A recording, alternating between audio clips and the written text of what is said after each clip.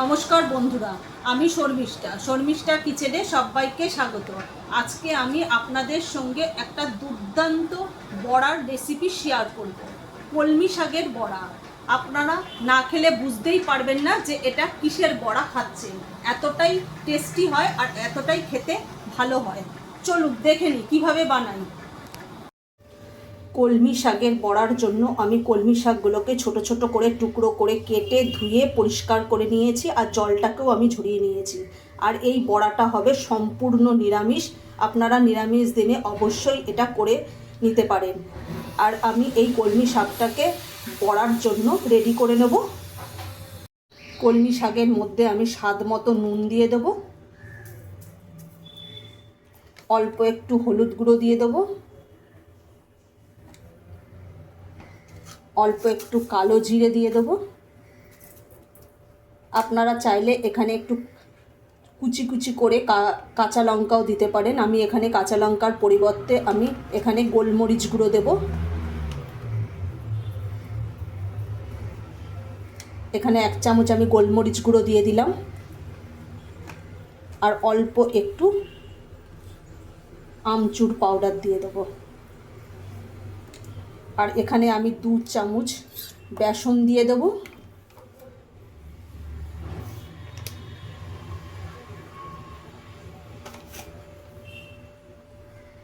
আমি 2 চামচ বেসন দিয়ে দিলাম আর 2 চামচ ময়দা দিয়ে দেবো। এখানে আমি কোনো জল ব্যবহার করব না, কেন শাকের মধ্যে আস্তে আস্তে এই উপকরণগুলো হাত দিয়ে মিক্সড করতে করতে এমনি হয়ে যাবে আর কোনো জলের দরকার পড়বে না।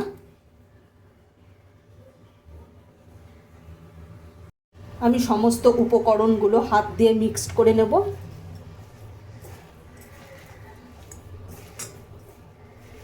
এইভাবেই আস্তে আস্তে মিক্সড করতে করতে সমস্ত উপকরণগুলো একেবারে শাকের সাথে মিক্সড হয়ে যাবে। এখানে আর আলাদা করে জল দেওয়ার দরকার নেই। দেখেছেন, এইভাবে আস্তে আস্তে মাখতে মাখতে এটা পুরো মাখা হয়ে যাবে।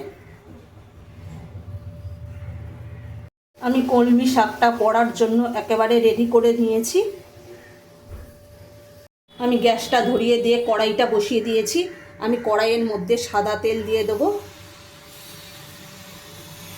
আপনারা যখন এই বড়াটা ভাজবেন তখন অবশ্যই সাদা তেল দিয়ে ভাজলেই ভালো লাগবে, সর্ষের তেল দিয়ে অতটা ভালো লাগবে না। এবার আমি তেলটাকে গরম করে নেব। আর এই বড়াটা একদম সম্পূর্ণ নিরামিষ আর একদম ঘরোয়া উপকরণ দিয়েই আমি তৈরি করে নেব। আর একদম কম খরচে আপনারা সবাই করে খেতে পারবেন এই রেসিপিটা। তেলটা ভালোভাবে গরম হয়ে গেছে। আমি একটু খুন্তি দিয়ে নাড়িয়ে নেব তেলটাকে চারিদিকে।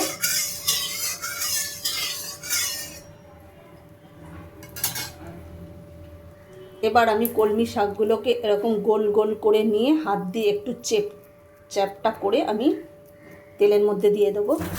আমি একবারে সবগুলো ভাজবো না, আমি অল্প অল্প করে ভেজে নেব।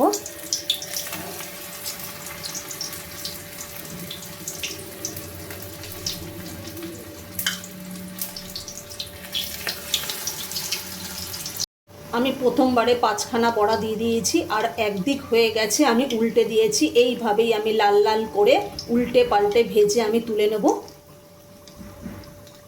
কলমি শাকের বড়া একেবারে রেডি। আর আপনারা একবার অবশ্যই এইভাবে বাড়িতে বানিয়ে খেয়ে দেখবেন, খুব ভালো লাগে। না খেলে আপনারা বুঝতেই পারবেন না যে কেমন লাগে। আর গরম ভাতে ডালের সঙ্গে মুখে দিয়ে আপনারা খেতে পারবেন, খুব ভালো লাগে। আপনারা একবার অবশ্যই বাড়িতে বানিয়ে খেয়ে দেখবেন। ভালো লাগলে লাইক, কমেন্ট, শেয়ার এবং সাবস্ক্রাইব করতে ভুলবেন না।